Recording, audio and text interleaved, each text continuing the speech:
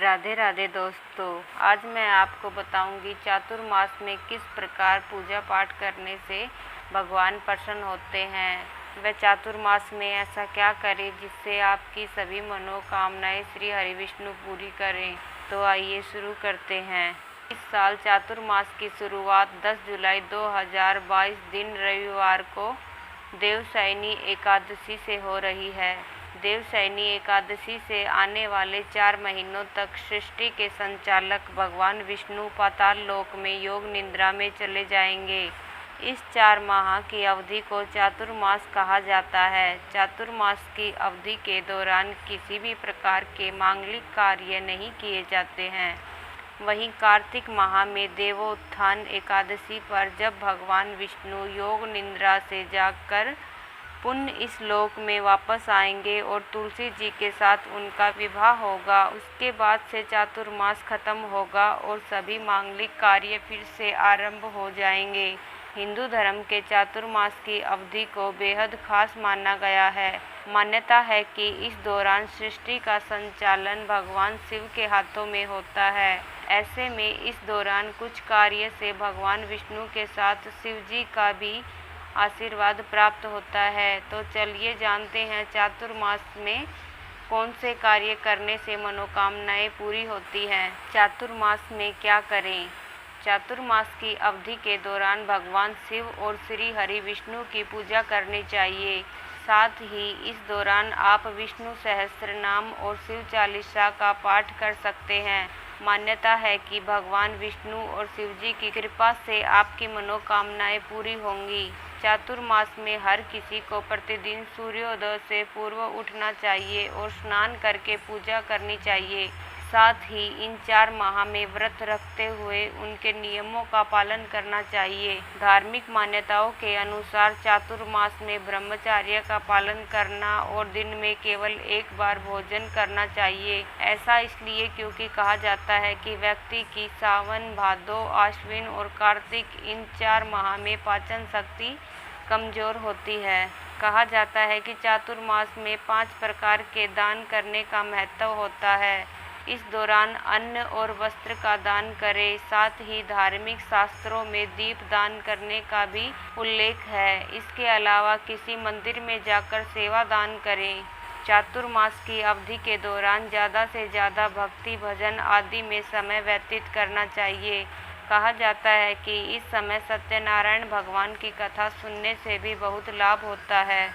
चातुर्मास में आने वाले महीनों के नाम इस प्रकार हैं। वह इसमें आने वाले त्योहार।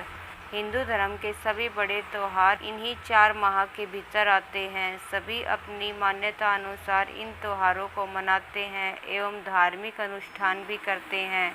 चातुर्मास के पहले महीने का नाम आषाढ़ है। सबसे पहला महीना आषाढ़ का होता है जो शुक्ल पक्ष की देवशयनी एकादशी से शुरू होता है।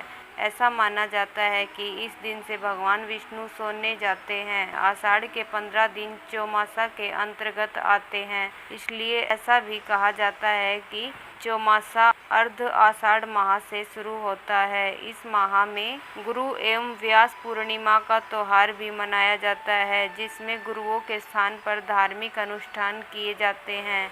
कई जगहों पर मेला सजता है। गुरु पूर्णिमा खास तौर पर शिरडी वाले साईं बाबा, सत्य साईं बाबा, गजानन महाराज, सिंगाजी, धुन्नी वाले दादा एवं वे सभी स्थान जो गुरु के माने जाते हैं, वहाँ बहुत बड़े बड़े रूप में गुरु पूर्णिमा मनाई जाती है। चातुर्मास का दूसरा महीना सावन का होता है। यह महीना बहुत ही पावन महीना होता है। इसमें भगवान शिव की पूजा अर्चना की जाती है। इस माह में कई बड़े बड़े त्योहार मनाए जाते हैं, जिसमें रक्षाबंधन, नाग पंचमी, हरियाली तीज और अमावस्या, श्रावण सोमवार आदि विशेष रूप से शामिल हैं। रक्षाबंधन का त्योहार भाई बहनों का त्योहार होता है। बहनें अपने भाइयों को राखी बांधती हैं। वहीं नाग पंचमी के दिन नाग देवता की पूजा की जाती है।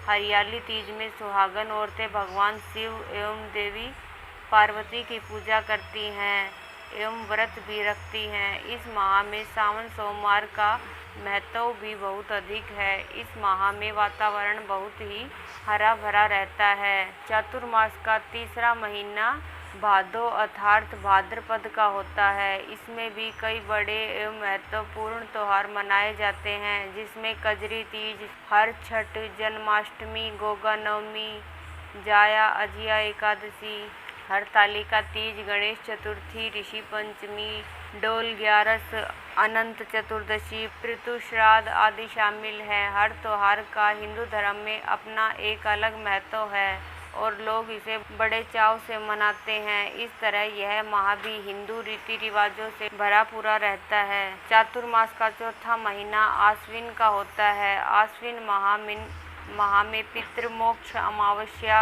व नवरात्रे, दशहरा एवं शरद पूर्णिमा जैसे महत्वपूर्ण एवं बड़े त्योहार आते हैं।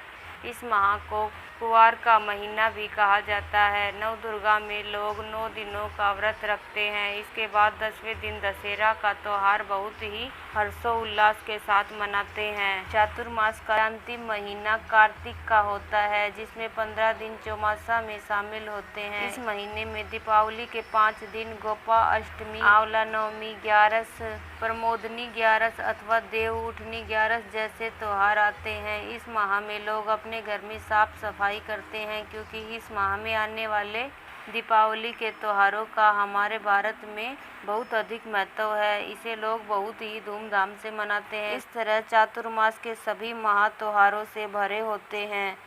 चौमासा के समाप्त होते ही धार्मिक कार्य जैसे शादी, मुंडन इत्यादि का कार्य शुरू हो जाता है। देव उठनी ग्यारस से ही विवाह कार्य प्रारंभ हो जाते हैं। कहा जाता है कि इस दिन देवी तुलसी का विवाह होता है। कुछ लोग इसे छोटी दिवाली भी कहते हैं।